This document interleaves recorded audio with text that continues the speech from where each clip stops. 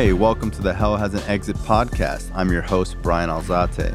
This show is not affiliated with any specific 12-step program. If you or a loved one is struggling with an addiction, please find a local 12-step meeting. If you believe you may need detox or drug treatment of any kind, please call 833-999-1877 to speak to a specialist. The show is sponsored by United Recovery Project, a state-of-the-art drug and alcohol rehab facility. You can visit our website at unitedrecoveryproject.com.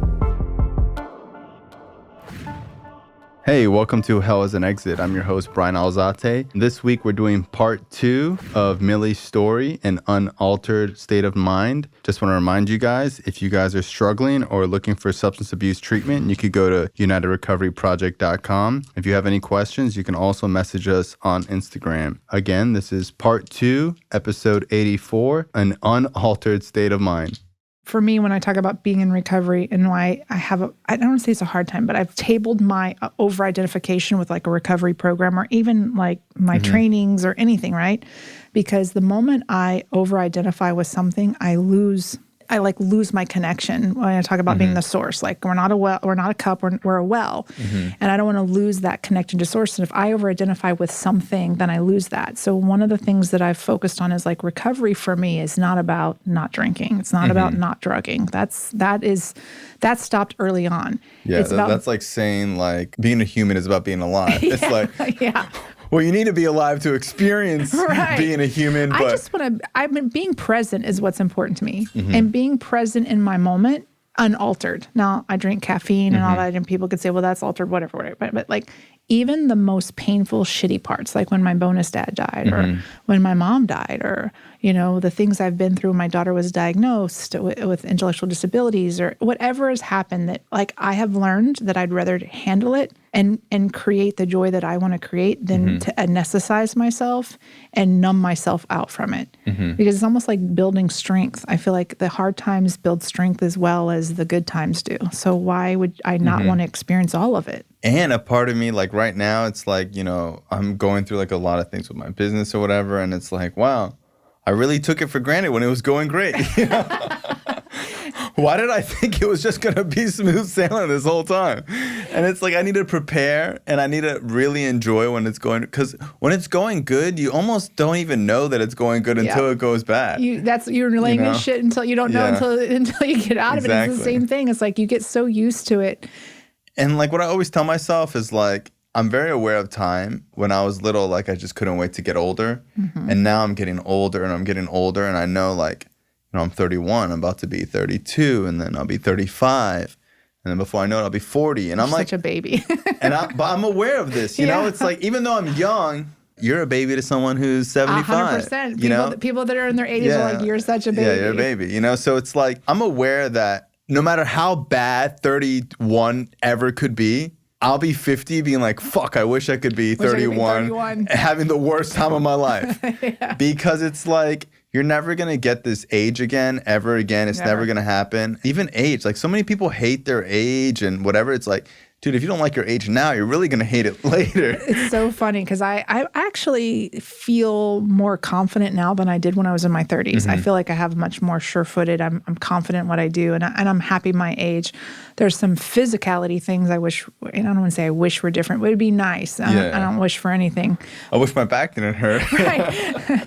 I wish I didn't pee when I sneeze. Those are the things I'd like to not have happen. But for the most part, I feel like I look great. I feel great. I don't wish to be younger. And one of the things lately I've really dealt with, and I think it's the first time I've said this out loud I said to one other person, but I don't really feel like I'm where I'm supposed to be in like the world. Not just like I'm in the wrong marriage, I'm in the wrong business, I'm in the wrong, but I'm like, you know what? This existence isn't my home.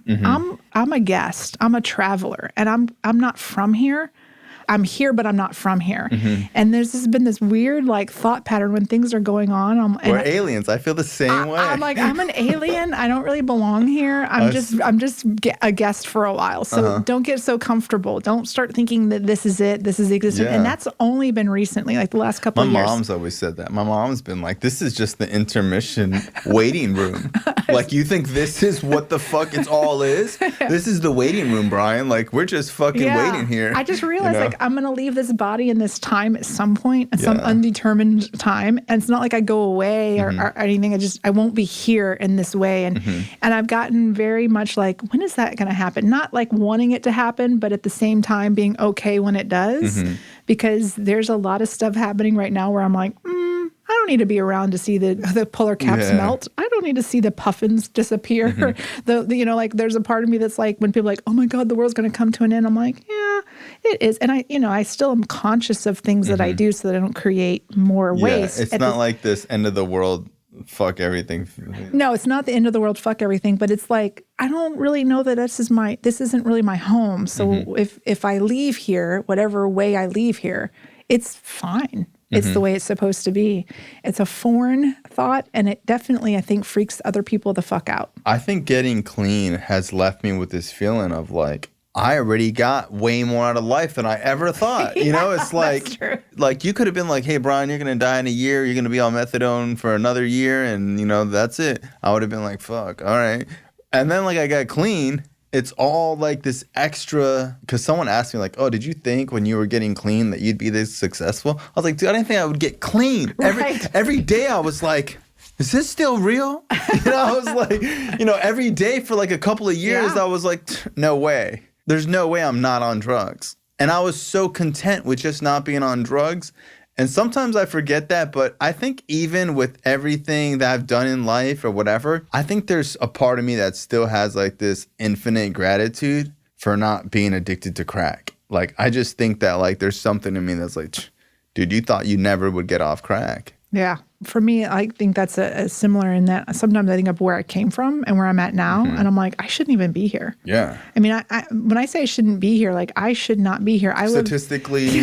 I grew up in a house with a sociopath that tried to murder women. Knew some guys from my neighborhood who actually killed 2 girls my same age and threw them off of a bridge. Wow. And they had like literally been over my friend's house like the weekend before. Wow. Like I've had all of these interactions with things that I shouldn't be in existence. Like how many times did I drink and drive? How many times did my heart try to stop? I mean, I think about all of those things like I shouldn't be here. And yet I'm not only am I here, but I've had opportunities to help thousands of people. Not just get sober, but like live fully self-expressed lives, whatever that means to them. And what a blessing. Like, yeah, if your life was a movie script, people would read it and then be like, no, it's not realistic. It's not real all the time. Sometimes I ask myself, I'm like, are you just interpreting it this way? Or was that real? So I asked my sister, which she does have a different interpretation. It's funny you talk about interpretation because her interpretations of my brother are a little different because she was older. She still thinks he was a sociopath and all that stuff, but she has memories from when he was a baby. And he came home from the hospital and how sweet he was and how cute he was. And so her feelings were different when he passed. Like when he passed with me, I was like, okay, the world's a safer place. I'm sad that he passed. I hate that he died alone and in prison, but I was like, it'll be okay, right? Like he's out of pain. He's out of suffering. She had more of that normal lost my sibling kind of feeling where she was like, I know that he wasn't a good person, but he was my brother. So we had the same person. And a lot of times it's like, when people have severe mental health, it's like, I'm sure there is some side of him that is like compassionate and like loves people and like loved you and has this thing being a sociopath where like he like that wasn't his choice. It was like a genetic thing. And yeah, it's horrible that people are victims of it and, they cause a lot of pain in the world and kill people and all sorts of things. I don't know. I think like when you struggle with mental health, like, like when I see addicts on the street doing horrible things, dude, that's what addiction is. Yeah. Like things that people have done, I've thought about a million times. Absolutely. So it's like, I'm a good person because I only think about it. You know what I mean? Well, and it's so funny you say that because recently I had this thought pattern about like, I was on a jury of a murder trial recently. For like 2 weeks I was on a... That was crazy. It was so crazy. I ended up being the 4-person. I'm like, I asked someone the other day, I was like, why am I the context for murder? Like, what in the world am I doing that murder seems I just to be... didn't go. They asked me to do jury duty. I just never went. They never asked me about it. It's really bad, right? I don't know if it's really bad, but I think you should probably check into that because I do think you can get in trouble. It was like a year ago. I thought so too. And I was like, I think you have to pay a fine or something, but I never got another thing from them. I didn't think they would choose me because I told them about my brother. Usually that actually gets you off a jury duty. You're like, no, we don't want her. Oh, yeah. But they took me, and then I ended up being the floor person. It was really interesting. But when I was in that whole place, I had a lot of empathy and compassion for the guy, that, even though we found him guilty, and I believed he was guilty of first-degree murder, I, on my heart, hurt. You know what I mean? Like, and even so there was a gunman and a middleman. Yeah, I feel like you and me are the only people who think like this. Because I feel the same way. It's, my heart I hurt almost for don't him. even like telling people this because people think... We empathize with the bad guy. No. We empathize with the murderers. I can still be clear that I don't want him to come over for dinner, and I still will look over my shoulder. And he deserves to be in prison. And he deserves to be in prison. Go away. Yeah. But at the same time, I'm like, I just automatically am like, all right, so you know what? Like, you don't need my judgment. You don't need me to crucify you or whatever. I mean, although I did was like literally scratching my head. I'm like, this might be the dumbest criminals I've ever met. Their whole plan was horrible. The worst. Like, I'm glad that criminals don't think better than they do because we wouldn't be able to catch them. Yeah. But literally, like, I had that judgment where I was like, man, if you're gonna hire a hitman to kill your wife, like, at least get it together, son. Get it together, But no text messages. None of that stuff, right? But my heart hurt for him, and actually for the gunman too, and for everyone involved. Like, when they were speaking, I was literally like listening, and I was like, what is in the heart and the mind of this person that they thought that this was A, going to work, and B, that it was a plan that they would have actually implemented. I mean, I think most human beings at some point in time, like I told you, I thought about running my boss over with my truck once. Like, it's not like I haven't thought about killing people. Yeah. Of course, it was in church and all that kind of stuff. But the point I'm saying to it is like, people have dark thoughts. To have no inhibition to carry them out. There's something that stops them. There's something that stops us. And I say us, like normal people, right? Like, most people will say, you know what, I thought about killing my wife, but I'm not going to do it because that's the mother of my children, and it's just wrong to kill, and da-da-da-da-da. There are people out there and they consider the consequence, and they think they're going to get caught. Yeah. Sometimes I think that the only difference is that people who do these things really believe that they're not going to get caught. 100%. It's just 100%. like they believe that something would happen. They think they're smarter than everybody. And that no one's going to get... I feel like if I went to go do a murder, like a cop would just happen to be driving. Like, I'm just like, I would definitely like...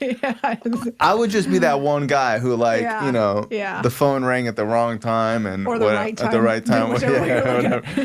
But it's like, and I don't think it was always like that. I think when I was using and I was younger, if there was like 1,000 chances that it would definitely get me in trouble, but there was that 1% that you might not. You were going for I was always like, 1%? So there's a chance? Like, I always thought that. Like, well, if one person got away with it. Yeah, I thought I was smarter. I could talk my way out of it. And I did a lot. And I just thought, I just had such an ego that it's like, you ever gamble and just be like, I'm deaf. Like, this machine's talking to you. No, I'm not gambling. I don't gamble a lot. But sometimes I'll be like, I've been doing really well and I deserve it. And I think like tonight I'm just going to win. The last time I went to I don't gamble a lot, but that's what I think when I do gamble. The last time I was gambling was like my first year of recovery, and I was still working as a bartender. And I went with this guy. Everyone from my work was going to go, and this one guy couldn't drive. He wasn't allowed to drive, so I drove him. He was like a regular at the bar we were working at. I was like, I don't really want to go. I think I'm gonna go home. He goes, no, I'll pay for your gambling. You just go gamble, because he was like big into like blackjack, and he would go to the big table, right? And so I went, and of course at $20 it was gone in no time because I'm not a gambler. And so I come back and I'm like, I'm ready to go. Like, can you just get a cab? And he's like, no. And he just gave me another 20. And I was like, if I put this 20 in the slot machine, I'm gonna lose it. But if I just wait 15 minutes and I go back, he'll give me another 20. I walked out with more money than he did because I owe that man amends. I should see him now that I've said it out loud. I was wrong for taking your money. But the thing is like, that was more exciting to me than losing. Like, to me, I can't help but think I'm going to lose that money. And I like start thinking like, that's a pair of shoes. That's a shirt. That's like my brain, even when I was drinking, my brain was like, that's 6 drinks. Yeah. I still counted in drugs for like 2 years. That's an 8 ball. Yeah. Someone would get a tattoo. I'd be like, you spent 40 pills on a tattoo? I was just always counting in drugs. I would even know, it's been like almost 20 years now. It's 19 years in April. And I'm like, I was telling the story about when I got sober, I was out with some friends and we'd been like on a bender for days and I drank like all night. We started off doing like cocaine and alcohol. And then this girl's like, hey, can you carry my mushrooms in your purse? I'm like, can I have some? She's like, no, I don't have enough. I'm like, bitch, I'm eating the mushrooms. So I ate her mushrooms. Wow. And then I did some LSD. And then I did some more cocaine and more alcohol. And then this friend of mine's like, hey, do you want some mescaline? I'm like, yeah, I'll take some mescaline. And we're in a nightclub, right? Because everyone does mescaline at a nightclub because that's the spiritual awakening there. And we snorted it off the toilet seat. We like broke the capsule and snorted the powder out of it in the toilet seat. It was fantastic. And so I thought I was dying. Like I was watching gay porn with my drug dealer and his boyfriend's boyfriend in this like big king side bed on a Sunday morning. Like, it's like I'm watching like gay porn with 3 men. 3 guys. I'm like zero interest in you. Which one doesn't belong? No interest in me. And then like my drug dealer tells me he's going to kill himself. I mean, it was just like this terrible thing. And I'm like, I just bought like a gram of Coke from him. And I'm like, I like do a bump and my heart just starts pounding. And I'd just done this mescaline like an hour earlier. So it's probably kicking in. And I swear I'm dying. I think I'm having a heart attack. Right. And then I like have this outer body experience where I can see myself above the bed looking down. And I'm like, what the fuck? You're a mother of 3. You're the little league homeroom mom kind of. You got to get your kids to school tomorrow. Like, I'm married to a cop. What the fuck is wrong with me? You're married to a cop? Yes, it was all like this whole scene was bad. Wow. Right? I thought I was dying. I thought I was having a heart attack. So I like had this will to live. Probably the first time I remember really being like, I really want to live. Like I had this like all at once, like I was like completely sober. If that makes, not like sober, like sober mind, but like have a sober thought. I had a sober thought and I like poured myself in my car and drove home. And the way home, I prayed the whole way home, like, God, if you just get me home, I promise I will do better. I promise to do better. Well, of course, I drank the next day. I was working Monday night. I was working at a bar. I got really drunk and really stupid. And because I'm not going to do drugs now. Yeah, just drink. I'm just going to drink like a normal person. Yeah, that was terrible. It was the worst drunk I can remember having in like 10 years because I had no other drugs to... I mean, my drug... To balance it out. Yeah, like, and so once I got through that night, again, another driving with one eye open, please God, get me home. What had perpetuated all that was I had started drinking drunk with my kids in the car. And I started to like stop showing up from the picking them up from the school bus. And shit like that was starting to happen. And that was my mom. And so I did not want to be like her. I was like, no, I want to be better than her. Well, what I didn't know is that enemy of my best mom that I could be for my kids was better than my mom, which was, like I said, she was a narcissist. Like real low standard. Yeah, like the bar, I'd already beat the bar, but I still wasn't doing great. And then just the self-loathing. And then I became like super suicidal. Like I was like every day, like when my kids go to school, I'm gonna pull my car in the garage and just keep it running. Like I had all of these like, my addiction became how I was going to kill myself. And my brother had died. He had died like a year or 2 earlier. Wow, so he died when you were using. Yeah. He actually died. I wasn't using and I ended up relapsing. How did he die in jail? He committed suicide. So he hung himself, yeah. He actually convinced, he's this all charismatic was, he convinced a trustee to let him try to kill himself so that he could be switched to the medical unit. And then he broke his neck and died.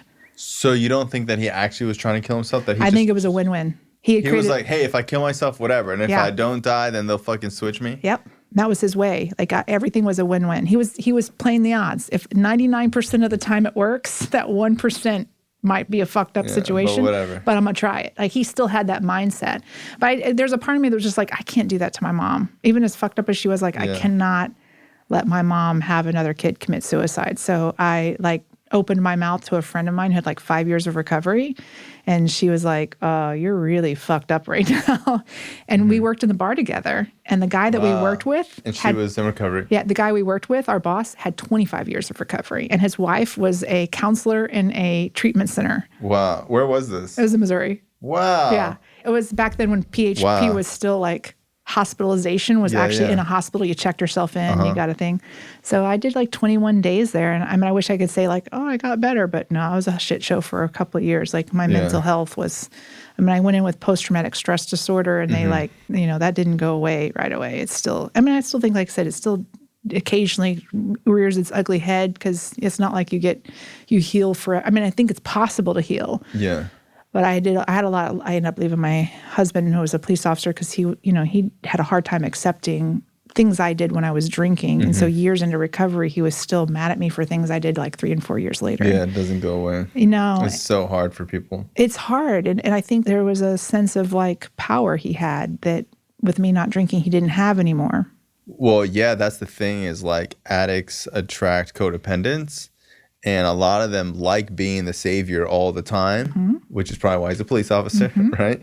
You know this. Yeah, listen, I lived it. I totally get it. It's so true. So it's like when he doesn't have anything to save, now you're coming at him with shit. Yeah. He's like, well, what the fuck is this? Yeah, it was such a reversal. And I feel he's a good man. Yeah. And he probably he definitely deserved better than what I treated him. But, I left and it was not easy, right? Because I was an undercover person, meaning like I had done so much better than my family that a lot of people had a hard time understanding that I was having alcohol and drug problems, because some of them drank more than I did, but they didn't know like my combination was like, I drink 4 or 5 nights a week. When I get too drunk, I take some Coke. If I can't sleep, I take a Valium. When I wake up, I take a Darvocet. And, sometimes I might snort the neighbor kids' Adderall off of a car seat. Like everyone's like, oh, she's so normal. I'm like, I was completely always on something, but it was I could function at such a level that that most people didn't realize what was happening. Yeah. That's harder to diagnose than the guy living under the bridge. 100%. Whenever I see like someone who has like this like pseudo put together shit, I'm like, this might be hard to hear, but you're worse than the fucking guy under the bridge right now. The guy who did my treatment, and it was DePaul Hospital. They don't do treatment. And there was a Catholic hospital. And I think his name was Henry. I just remember he was like a 6'4" black man. He was in his 60s. And every day. He was a counselor? He was like the group facilitator, right? Okay. And there was like 7 or 8 of us in group every time. It was the same 8 people because I was on a dual unit. So I spent half my day on detox, half my day, or not detox. I didn't need detox. I was able to make it 3 or 4 days without drinking and drugging. So I didn't do detox. So I was in partial hospitalization, and there was like, all these other people with me. I was always dressed nice. Like, you know what I mean? Like I still, I came in with a nice clothes and nails done, hair done, right? And he used to say to me every morning, he'd look around the room, he'd point at me and be like, when did you decide you were nothing but a junkie? And I was like, who the fuck are you talking to? Like, do you see, like half these people smell like booze. I am not, like, I just remember being like, who the fuck is he talking to? But I think he knew I needed to hear that every day to bring me down to like, it doesn't matter. It doesn't matter what the outside looks like. It doesn't matter that I have a new house. This ain't the Ritz-Carlton, bitch. It doesn't matter that I have 2 new cars in the driveway and that I do, volunteer work at my kids' school. I still get drunk and drive with them. And, like, I'd fight a fucking bear. Yeah. But then I get drunk and drive with them. It just makes 0 sense. In that experience, I call it the accidental awakening, because I did not intend to get sober or wake up in any way, shape, or form. I had been praying to a candle in my bathroom up to that, because that was like the God of my childhood, just to remove whatever was like happening in me out, because I just could not continue to live this way. I remember the same guy, Henry, one time he said, they brought in priest back then to the priest came and taught you meditation and God's, it was like real old school treatment. The priest was in talking about God, and I was like, fuck God, not out loud, of course, in my head. And I remember them saying, if you wonder or mad at God or wonder how you got, if you prayed, how do you think you got here? And just because it's not in the package you think it's supposed to be doesn't mean it's not true. And I had been praying for God to remove my insanity, and then I end up in treatment, right? But I thought that God had like forsaken me. But the truth is, I don't know what my concept of God is today compared to, I know less about God now than I did then. At the time, I realized I was like, my prayers actually were answered. Treatment was the answer. Recovery was the answer. I just had to choose it. So pretty much that day I chose. And like I said, I wish it was like perfect and I didn't do everything wrong that you're supposed to do. Like as soon as I got divorced, I started serial dating in recovery. It's nothing worse than sitting in an AA meeting or NA meeting and looking around the room and I'm like, looking at both ends of the table, like I went on dates with both of those schmojos. That's the worst feeling. But I had to go through what I went through. And today, like I said, I feel like I've had opportunity to support other people in transforming their lives. And wow, I shouldn't, based on where I came from, that shouldn't be happening. But it goes back to like, you can never go back and change the beginning of your story, but it's never too late to change the ending. For sure. When did you start really transforming Like spiritually and mentally?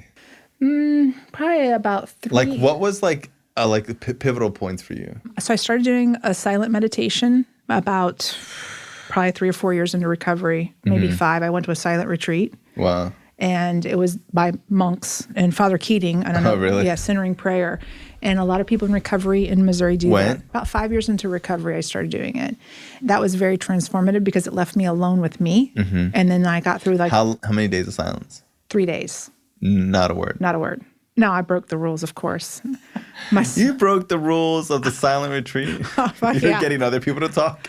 You're like, hey, let's go to the bathroom and talk. So we were like, let's go on a walk.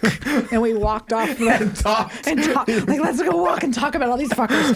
That just goes to show you, just like in every other aspects of your life, you don't have to do it 100% to get results. Yeah. Could you imagine if you did it for 100%? No. Yeah. So that was the starting point. And then I was doing those prayers for a while. And then I think like that was like one of the pivotal points because when my mom died, you know, I had a lot of stuff, right, coming up. And I felt like I was having a nervous breakdown. And I remember one day, I'd been doing this prayer group once a week. And I woke up one morning about 6 weeks after she died. And I'd been having nightmares, but daytime nightmares, where your brain hijacks you and takes you into a nightmare and you can't control it.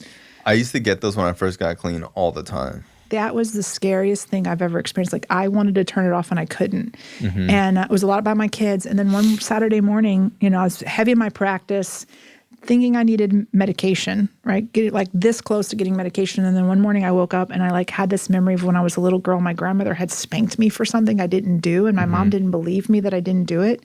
And I literally started crying like a 5-year-old girl. Wow. And I cried so much that my husband's like, do we need to take you to the hospital? Like, we need to get you on meds. There's something, you're broken. And I was like, no, let's go to the meeting. And I shared about it in the meeting. And afterwards, the lady came up to me and she said, listen, I know I'm not telling you don't need meds, but it sounds like you could be having a spiritual awakening and a spiritual experience instead of a nervous breakdown. But you should still see your therapist. And that moment, like a light bulb went off and I was like, spiritual awakenings and psychotic breaks look the same. They can look very similar. I was about 10 years in sobriety when that happened. Wow. And I just felt this lift off of me. And I realized like we were talking about the trainings, I had experienced something from my childhood that was so small compared to everything else that happened, but hurt me to so deep to my core that I carried it with me for so long. And the moment I released it, I had this new confidence about me. I had this new zest for life, this will to live, all of those things. And then when I got into the transformational world, that was the second epiphany. I started unpacking, which is what the silent retreat does. It's like it unpacks all the files that you have, and you begin to process things that you shoved down. And then when I got here to Florida and I started unpacking things about my brother and my childhood, I was introduced to the trainings through my sponsor, actually. She was like, hey, you want to do these trainings? And what if you could have the life of your dream? That all the stuff that they say. And then I got in there and I was like, this is a place I can, again, unpack all of that stuff that is underneath the surface that I'm not aware of anymore. Like people walk around all day like, I don't have stuff. And everyone has stuff. Everybody has something, and you just keep scratching and it keeps coming to the surface over and over again. Everybody has stuff. Everybody needs therapy. I think everybody could use the 12 steps, honestly. Yeah, 1,000%. Could you imagine that everybody just went around and made amends for everything they ever did? Begin to look people in the eye again? I just think that therapy is just such an easier way to get into it. But everyone should work the 12 steps, in my opinion. I've read a lot of self-help books. I've gone to so many conventions or whatever. And until today, nothing really holds a candle to the 12-step program. Yeah, it's really crazy how a childhood memory can alter how you behave and how you have relationships with people and not think that it has anything to do with it. And then you have a therapy session and you start bringing it up. It's like the floodgates open. Yeah, and you cry like a 5-year-old, Yeah. It's so clearing. But it's good. It's good. It's like you rain. should. Yeah. Sometimes I'm like, fuck, I haven't cried in a long time. What's wrong with me, When we did the training, there was this one part where I cried so hard. It felt so good because I hadn't cried about that in so long. I just wasn't thinking about it. And even I wouldn't bring it up with my therapist because it was just too much to even talk about with him. Till today, I was like, that was something needed to happen. I just felt so good after that. Being the trainer or the facilitator of it, you see people come in on Wednesday and they look one way. And then by Friday morning, you're like, who are these people? Saturday morning, who are these people? They don't even look like Well, years. one, we haven't slept too. So it's like we haven't slept. We've been doing like some crazy projects all night. Like we're in trouble. You get to sleep. Stop it. I don't know. Oh, you know what it was? It was the no caffeine. Oh, yeah, that stuff will mess you up. Oh, I was dead. I was like, that's the second we could have caffeine, I was like... You like realized you're collapsing it too, because that's like... I was collapsing. No, it's later on you don't get to have caffeine. Yeah, that was part 2. Yeah, no, not part 2. Was it? Yeah. Part 3? Yeah, it's way into the third level that you have that I don't know. experience. I think it's great though that it becomes such a blur. Yeah. I mean, I don't know that I could have done a part 2 if they said no caffeine. Oh my God, it was crazy. But we do a lot of things that are so, like I did another training where they would like pick you up and like you would fly, whatever that entails.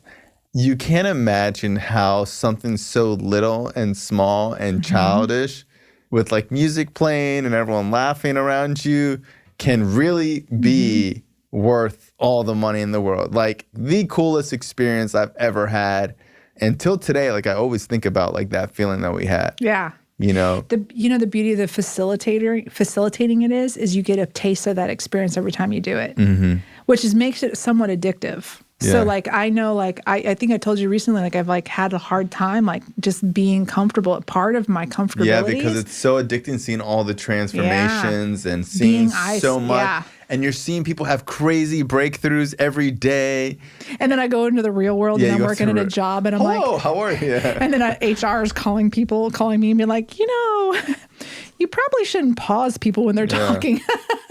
Yeah, it is addicting. And even recovery can be like that in conventions. Yeah, conventions are great. Going to like 12-step conventions and you see all like this love and positivity and then you go into like the real world and people are like, hey, you're fucking late for work, you know?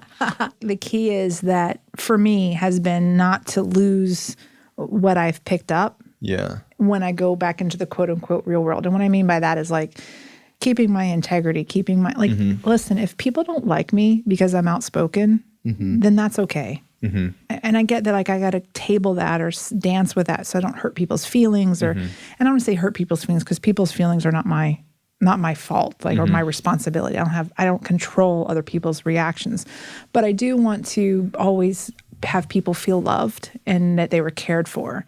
And so that's the part that I get to own as myself and be in integrity with myself. But that doesn't mean that everybody's going to like me. And I think the cool thing about the trainings too was we get a mission statement of like what we want the world to be like. And we get to act in a way that creates more of that and encourages and enrolls people to be similar. And I'm not always like that. No. You know what I mean? I'm like, sometimes I'm just like, fuck this and fuck you and, whatever. But a lot of times I am. Yeah. I think a lot of times I can get to that point. Sometimes doing these trainings and being in recovery, you get so deep with people that I don't want to be deep with anybody. It's like a part of me gets really closed and reserved and like I meet people and I'm like, hey, how are you? Da-da-da. And I'm not I don't want to tell them all about my life and everything because I've done it with so many people. Like I met someone the other day and they're like, oh, like you're really reserved and shy. And I'm like, dude, I tell my story all the time. Yeah. Like I was talking to someone, she was just asking me like, you think God's real? And how do you feel about recovery? And like all these questions. And I'm just like, this is the last thing I want to talk about. Because it's like, when you work at a treatment center and you do trainings or, you have sponsees and sponsors, sometimes like, dude, I just want to fucking chill. Yeah, can we just eat some Cheetos? Yeah. Hang out, watch some tube? Can we not get so fucking deep all the time? It's like...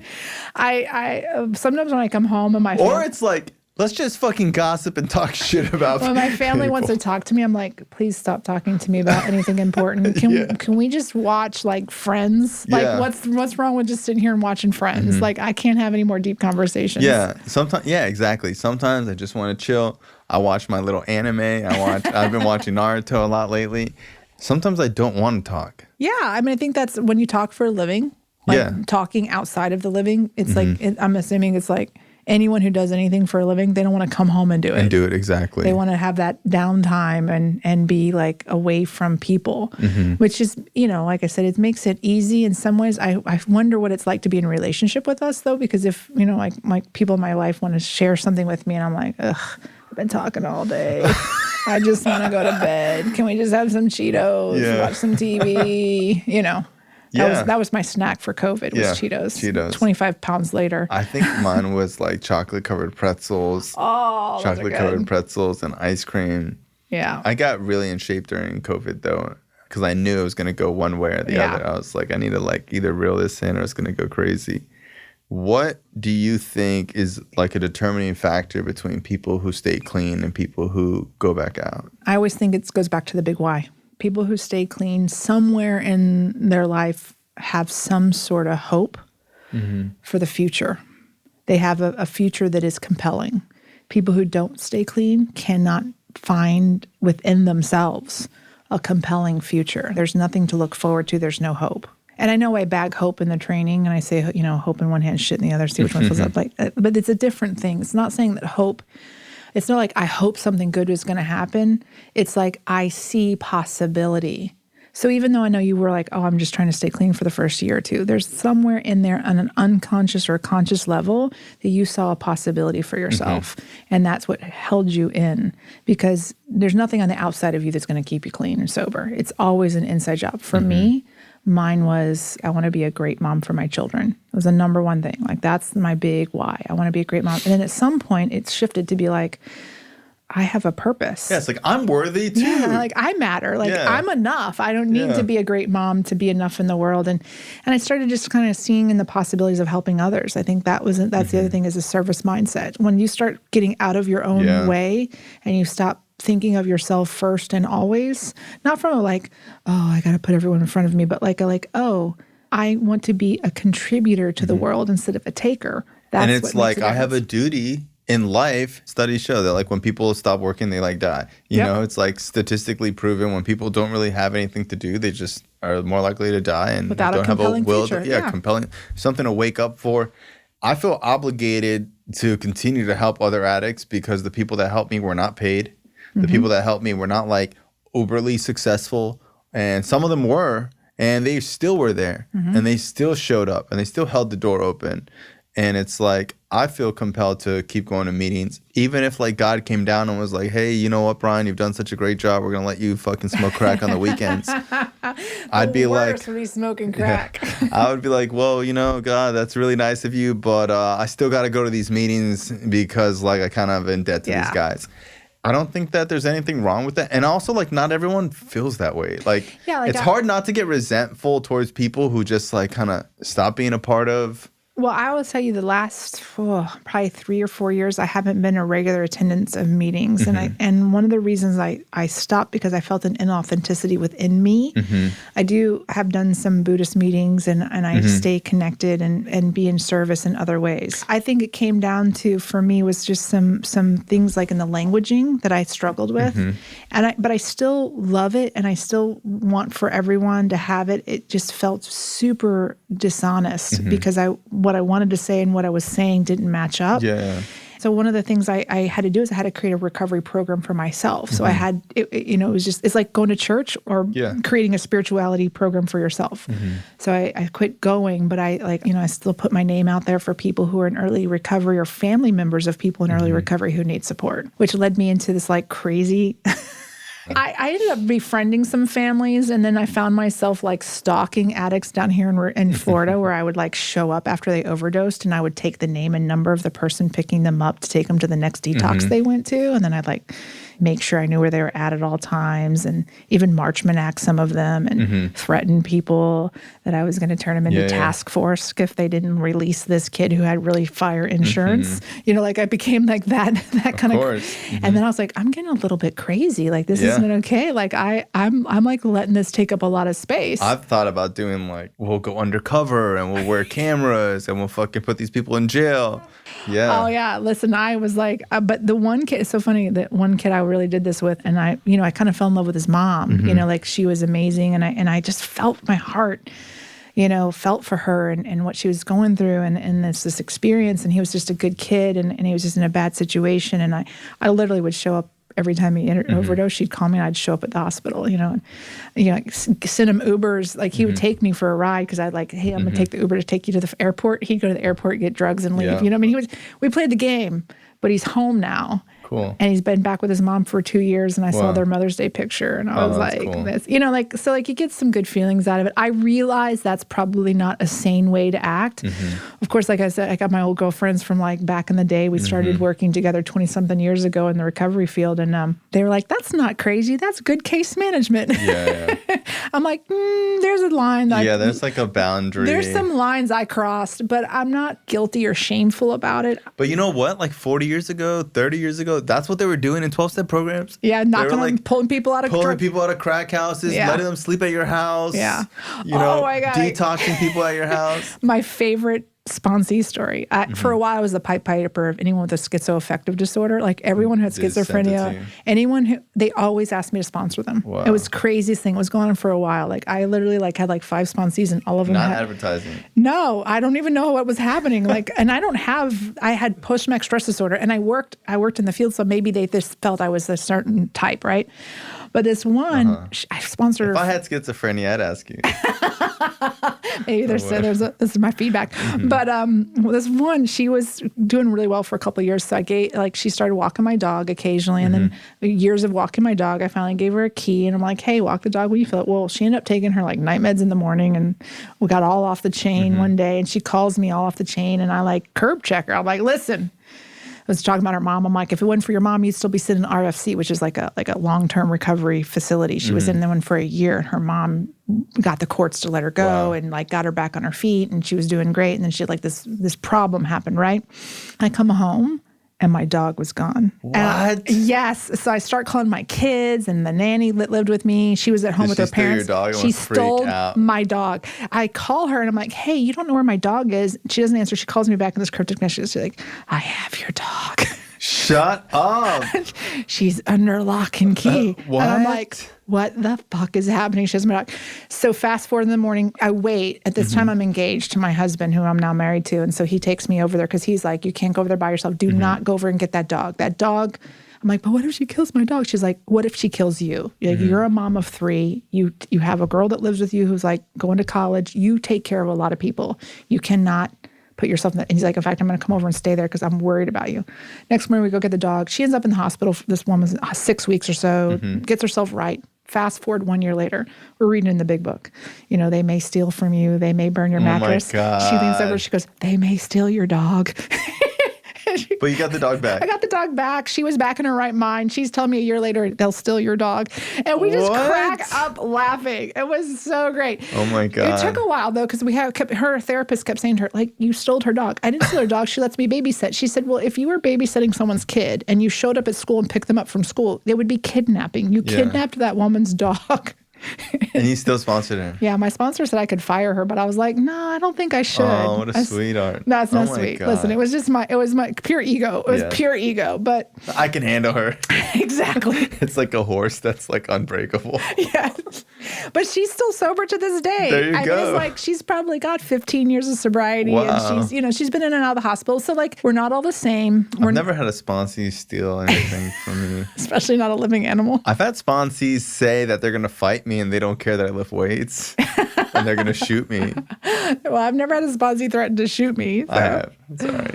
The thing that was hard for me was when, like I was in this recovery world, before like fentanyl came around. So I didn't really have a lot of experiences for my first few years of clients and or sponsees dying. Yeah. And then I had that year, you know what I mean? I think it was like 2014, 2015, and it was like rapid fire. More people died in those years than people experienced in 5 lifetimes. My first 10 years, I was like, I didn't experience but like 5 deaths. And in my last, that year, I think I experienced like 20 in the same year. And I just, between clients and sponsees, I was like, I just can't. I can't do this anymore. I went to therapy, and that was like one of the biggest things is that so many people have died that I don't even have time to process it. And sometimes I'll forget that they've died because it's been so rapid that I'll be like, oh my God, I forgot that person's not even like they died, right? Yeah, it's talking about, when we talk about changing your story, and when I changed my story too was, and that's why I started like helping people who were in hospitals, and like there's like a call, like when like a mom from out of state will call this mother's group, and this mother's group might call me, and I'll go and I'll spend time with people at the hospital. That's how I got like involved in that. And it's not exactly 12-step because we know that some of them are dying. Yeah, we know that some of them are dying because they might have diseases that they're not going to make it, but the moms can't get here fast enough. Wow. So, what the whole preface it for me is, what I take from it is for them to leave this earth knowing that they were loved. Like, that's the whole thing. Like, all of those people that died, don't doubt that I loved them. That's it. That's all I need to do. I can't save them. I can't fix them. It's not up to me. No intervention. No intervention. Yeah. It's just me holding your hand and saying, I love you. You were loved. How many times have you done this? For the dying, one died, and then there's been a few that have either lost radar on, and then there are two that made it out and are home and still sober. So I don't know how many total it is. Oh, yeah, but this is a mother's group that you're a part of? Not anymore. Not anymore, but you were. I told you they wouldn't use Robert's Rules of Order. I had to complete a project. Like, fuck this. Yeah, like I can't be with Robert. You're not going to use Rules of Disorder to speak. I just can't. No, but of course. No, their mission was different than mine. And they started getting into like changing legislation for fentanyl and I'm sorry, for opiates. And it's not a context I'm interested in. But I would, if they called me today. Yeah, I'm not interested in that at all. People send me like, look at this pharmaceutical company's going to jail, and look at this, and look at that. I was like, I spent zero time. Drugs. Yeah, like, I dealt drugs. I'm not going to pass. Yeah, and it's like, if someone's on drugs and needs help, like, dude, I'm your guy. Yeah. I can help that person. Like, I can point them in that direction. But like the legislation and like the fucking politics and these people should go to jail and whatever. I'm like this guy who just sold Mac Miller drugs got like 18 years in prison. I don't know the whole story. I'm sure he was just some typical drug addict selling drugs, probably doing the same drugs that he's selling. He probably sold 1 million of those pills to like other people. And not to say that that's like great, but like if it wasn't Mac Miller, nothing would have happened to him. And it's like I have a lot of compassion to the kid selling the drugs. Yeah. Because I'm like, dude, he was just selling like. He's covered his own habit. When you're doing drugs, you're selling drugs too. I highly doubt it's like some kingpin cartel member making hundreds of metric tons of fentanyl. No. Like that guy needs to go to jail. Yeah. Like the person who brought it in from Mexico or Canada needs to go to jail. The person who manufactured it. I'm with you. Like the small nickel and dime drug dealers, you can remove them. They're going to come back in. The war on drugs is lost. And so it's let's like that quit. kid needs help just as much as Mac Miller. That's the way I feel about it too. Like I'm not for penalizing drug dealers. Petty drug dealing. It's crazy. People ask me all the time when it comes to things like, well, what if it was your kid? So someone said that like about the death penalty. Well, what if it was your kid? I'm like, this is why I don't want the death penalty, because that's against my moral values. And if I were to be okay because it's my kid, then the conflicts within me. The same thing with like the drug dealers. Like if one of my children died of a drug overdose, if I wanted to persecute the drug dealer, then that would be against my moral values. And in my low spots, I might want to act in vengeance. Yeah, when it's you might actually do that. But I don't think that makes it right. Just because anger is there doesn't make it right, or personal experience. Like, what if you got a gun and went out and killed him? Yeah, you would go to jail. You know? I just feel like we're the context for drug addiction, and until we change context, it's no matter laws are going to change. Laws are not going to make drug use less prevalent, and it's not going to make it less dangerous. It just makes it harder. It makes it more taxing, but it doesn't necessarily change anything. I think I think drug addicts getting clean, them educating other people that have gone through addiction is probably the best antidote to the drug problem, and having more resources and long-term treatment. I think long-term treatment's the key. It's like the key, 1,000%. It's just not long enough for people that have severe, because if you have drug addiction, that's fine. But after years of drug addiction, it's really mental health at that point. It's really mental health. If you've been using for, and the thing about it is, like for me, like 21 days arrested the drug and alcohol problem. But you heard me say, like, the post-traumatic stress disorder, the and it's like people like us are like, it's almost a miracle that we even like got clean with like little resources. I was working at a bar at night. I would leave PHP and go work at a bar at night. I was 17 with like a basic text in high school. Like the fact that I like made it through this little rat race of recovery. And I was in South Florida where there was so much recovery. Oh my gosh, South Florida's. So if I was in another state, probably never would have got clean. Can I just tell you though, I love when I go back to Missouri to go to meetings there. Cool. I prefer meetings there. That's cool. I'll call my girls and be like, I want to go to a meeting. You want to go? Cool. And they're like, you don't even go to meetings that often anymore. I'm like, I know, but when I'm home, You want to go? I'm home. I want to go. It's just comfort. It goes back to comfort. Here, it's like it's so foreign times, and there's no offense to Floridian recovery. For like a young kid getting clean, they might do really well here. Yes. Because there's so much camaraderie and community that you you almost might forget to do the program. Yeah, you're hanging around the fringes. You're But hanging around. I've seen people hang around for a few years. Yeah, Listen, they get you either do the program, the program's going to do you. For sure. People don't hang around for indefinitely and not do the work. It's just the way it is. And so I don't worry about it. And hanging around here is better than like wherever you came from. Right. I don't have a big problem with that at all, and people get all worked up about it. The thing that I struggled with was, it's like being raised in a foreign land and then coming to somewhere new and then having people tell you, like, you have. And I learn from everyone. My goal is to learn from everyone. It is really difficult for someone to tell you that you broke a tradition by announcing yourself as a person experiencing recovery when you got you've been sober for a dozen years and they've got like a year sober. But then I was like, you know what? They need me to say I'm an alcoholic so they can identify. It's not about me. It's about them identifying with me, not me identifying with them. There are rules and cultural norms, and to them you're like threatening their belief. Absolutely. They're not sure about their belief system. They're like, so when I go, I'm always like, I'm whatever their tradition says, that's what I am when I'm there. And all the know-it-alls start coming out, so it's like I was like that when I first got. I was like reading the book. Probably was too. Yeah, exactly. The longer I stay clean, like the more I just like to watch. And I do raise my hand and participate. But when I first got clean, all the old timers in the meetings wouldn't really do much. And I'd be like, these are the people with all the recovery. You guys got to, help everybody. Right. And they were just like, dude, I'm here just getting a meeting in. You know why? It's not my responsibility to police everybody. I think the newcomers and the people with less time do better at policing people. For sure. Because once you, I don't identify, and it's not that I can't remember what it was like, but it was so long ago. There are drugs and alcohol out that didn't even fucking exist when I got sober. There's Me too. Kratom. Well, kratom and kava, and then there's just some cheesecake vodka. I'm like, what the hell is this stuff? I got clean before for a Loco. So did I. So the point is that there's all these things that exist that were not there when I got sober. The feeling, I can identify with the feelings. I can identify with that experience of there's a hole, a void that cannot be filled with anything. And the more I try to fill it, the bigger it gets. That I can identify with. But when you start talking to me about things as where someone with maybe 5 years can identify very well with someone who's new, and someone with 10 years can identify with someone with 5 years, and someone with 20 years. And then there's some of us who've been around for a long time that occasionally need a newcomer to bring us back. And I was having this really bad time in a meeting, and this guy comes up and he goes, I'm like, my son came out as gay on Facebook. My mom died. My daughter had a seizure last week. And I'm like, emoting all this stuff in a meeting. He comes up to me after he goes, have you tried praying? Wow.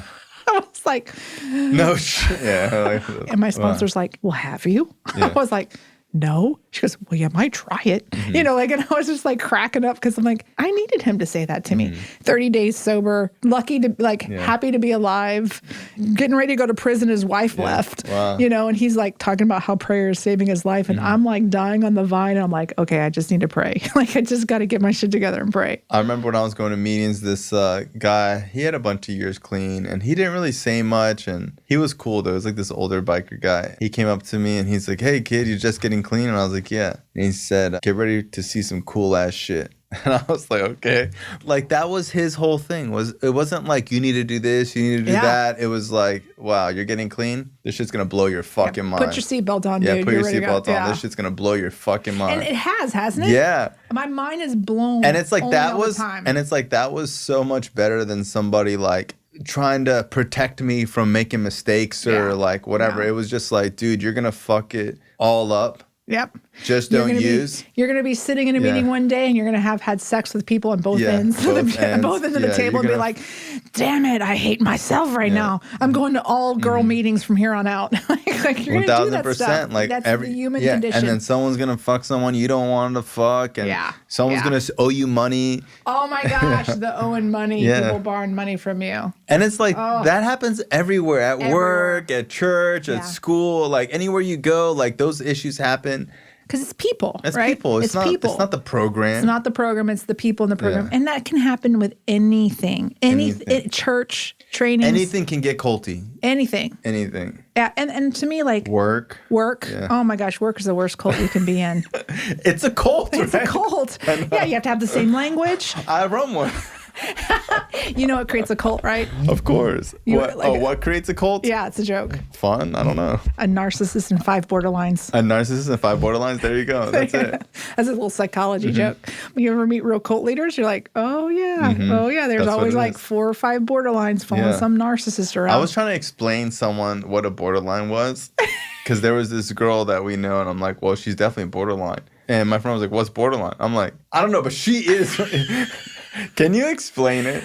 So ironically, my mom and my sister, I worked for a physician for a while, and Dr. David Holmes. He's a big addictionologist, retired, maybe not even alive anymore. Wow. Very, very interesting man. But he had treated my sister at one point in time, and she was defined as one of the worst borderlines he ever worked with. Your sister? I have 2 sisters. One is like my mom, and the other one's an attorney. It doesn't really matter. Both are, there's a recovery program for borderline. And attorneys. Actually, the one's attorney is very altruistic too. Oh, cool. She's like a super saint human. But the sister, so one of the things that there's different kinds of borderlines. They're not all the same. My mom was a histrionic, so she had like hypersexuality, fear of abandonment. She believed her thoughts as being true. So she was that kind where she like over-exaggerated. And it's also paranoia, right? Somewhat paranoia, yeah. She also had a hoarding. She hoarded things. Like she'd have like 30 vacuums. It was crazy, this stuff. I mean, 30 pairs of tweezers. She had 6 vacuums. You know, like when I cleaned out her house when she was on hospice, it was crazy. My sister is a little bit of a different kind. She kind of borders even on some personality. Her personality is almost sociopathic, although she's like very charismatic. She's very likable. But she's compulsive. Like she compulsively lies. She just cannot, the truth evades her. And it's not even that she's lying to you or me. She's like lying to herself about things. And she sees things through a funny filter. So those are like layman's terms. Someone with a much smarter, like there's the DSM-5 that you could do. Well, is there also that they almost can't tell what's real and what's like happening is like a TV show? Yes. And they almost like do the most dramatic thing possible. Yeah. So like just to see like what would happen. My mom used to watch soap operas. In fact, I'm named after one, Dark Shadows. Wow. Millicent, it was a character. Millicent? Yeah, and Josette is my sister, also from Dark Shadows. Wow. Yeah. Because I always wonder, like, wow, you have such an interesting my mom name. liked to watch soap operas, and she would fixate on these soap operas so much so that if that was happening on the soap opera, she would imagine that it's happening in her life. So if a man was cheating on his wife in the soap opera, then the man she's married to is cheating. Wow. If she thought you were doing something, it was true, regardless of the information that would, like, she also had other issues, but like that was one of the big things. Her fear of abandonment was so big, and her unlovable story that she would create these almost like alter states of reality. It was very interesting. So imagine growing up in that. I mean, obviously my brother was a product of that, but then me, like, I think I always questioned, like, am I crazy? Because she ran the house, but yet I think she's crazy, but people are letting her raise children and run a household. Like, so you're like skeptical of like, is she really crazy or this is just how adults are behind closed doors? I just thought all adults behind closed doors were crazy. Like that pretty much, when I go over people's houses, I'm like, why isn't your mom like screaming at you and insisting that, you know, like your stepdad is romantically attracted to you? Like, isn't that normal? Like, why isn't that happening, you know? But, you know, it just took me a long time to figure it out. But a lot of times borderlines, the chief thing to look is they overreact to situations and their fear of abandonment. And I think a lot of people have it. Like, I know when I went to treatment, I definitely had. Well, everyone has like a little bit of narcissism and borderline. My lack of intimacy and vulnerability was a sign that I had some traits. But it was like, well, what is it really? Is it borderline personality disorder? Or is it post-traumatic stress disorder? They can look so similar. Also, it's like you're also getting off drugs. Yeah. I remember that should just be a diagnosis in of itself. I remember my therapist was like, this is months being in a treatment center 8 hours a day, right? And I remember like she brought me in and she's like, Brian, we've been looking at your behavior and you don't socialize with the other kids. You choose to sit alone every single day. You can either like play Monopoly with the other kids and you sit alone every single day. We think you might have manic depression. And I was like, no shit, bitch. Like, I thought you were going to say, they're going to say, we think you're on the spectrum. Yeah. Well, I was like, I want to kill myself. Yeah. Like, I fucked up my whole life. I'm in a fucking one classroom treatment center. Fucking everyone here like fucking is schizophrenic and like licks the table and like sniffs glue. That being said, adolescents that make it to treatment. Adolescence is crazy. Well, and a majority of them that make it to treatment are probably wrong doors. I mean, think about it. For you to blow up your life that much by the time you're 17, there's probably other issues. And that's not 100%.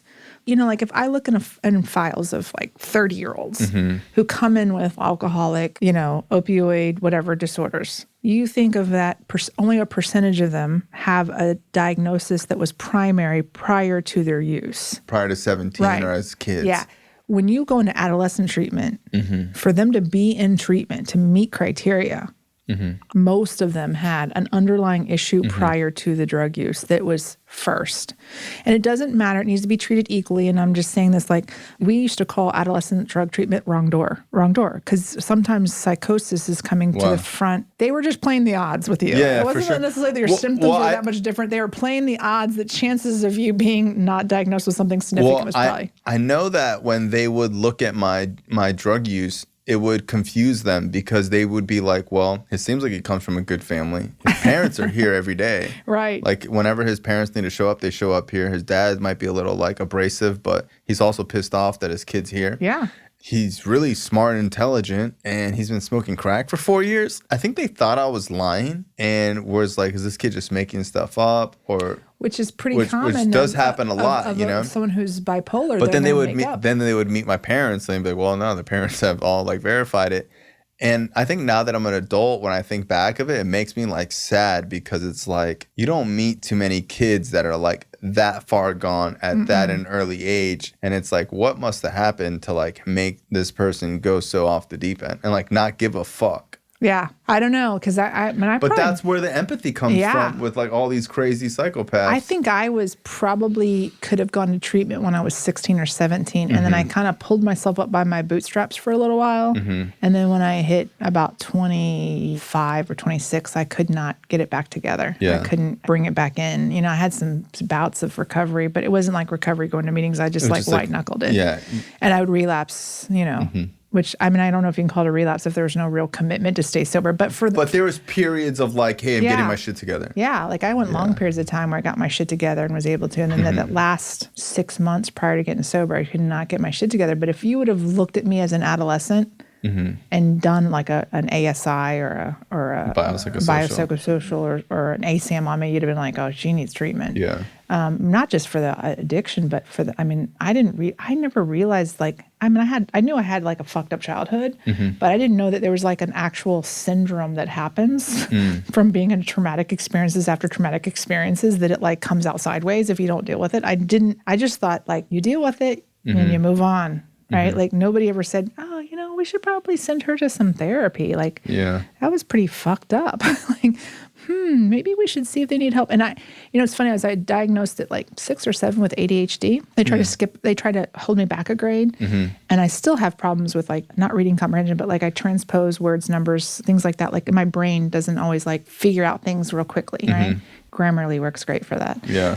But I realize now when I was diagnosed and they started putting me on Ritalin when I was like I said, 2nd, 3rd grade, I probably needed a good therapist to work through the fact that my uncle was murdered. Yeah. And his body of him and his girlfriend were found in trash bags. Then my parents took me across like 4 states in, a year, and that, like all of this stuff that happened. A huge big thing. My dad left. My mom had a nervous breakdown. Well, there's no feeling of security and safety. None. So you have to to create your own. Yeah. And usually we do that with like drugs or like lying or manipulating or some type of thing. I just shut down as a kid. Yeah. I just went into my own world, and my brother probably went into his world, whatever that world was. So because we never got that opportunity for someone, so like, I don't think you can stop people from being an addict. I don't think that's like, I don't have that like, oh, get your kid therapy, it's going to stop from being an addict. But I do think that if you see something with your children, you should take a certain action to help them work through it and develop that emotional intelligence so that they don't, there's worse things than being an addict. There's way worse things that can happen. I mean, I think my brother would have been great. I mean, he had addiction issues. He would probably been better off if he was just a straight full-blown addict than he had. I'm grateful that that's the story that I ended up having, and it wasn't worse, or it could have been so much different. I think one of the things that with kids that are super helpful is that if you listen to them and pay attention. My bonus dad, for whatever reason, because it was not his, took a lot of extra effort with me, probably because I wasn't his, to create a special relationship with me. That's cool. And because of that special relationship, I always had someone in my corner. Like you talk about your dad. Like you always, if you have someone in your corner. Yeah, that roots for you, that hears you out, that listens to you, that thinks you're important. Yep. I think that's the other thing for recovery. You say who recovers and who doesn't. People who have people in their life that are rooting for them, not from enabling or some crazy, but like faith. Yeah, I believe in you. Yeah, if they have faith in their loved one, the chances of them getting sober are much higher. For sure. Hey, well, I appreciate you coming to the show. Yeah. I love you very much. Love you it's too. always good to see you, and I appreciate you driving all this way. You killed it. I'm excited to upload this and have people hear this. Awesome. Thank you. Thank you.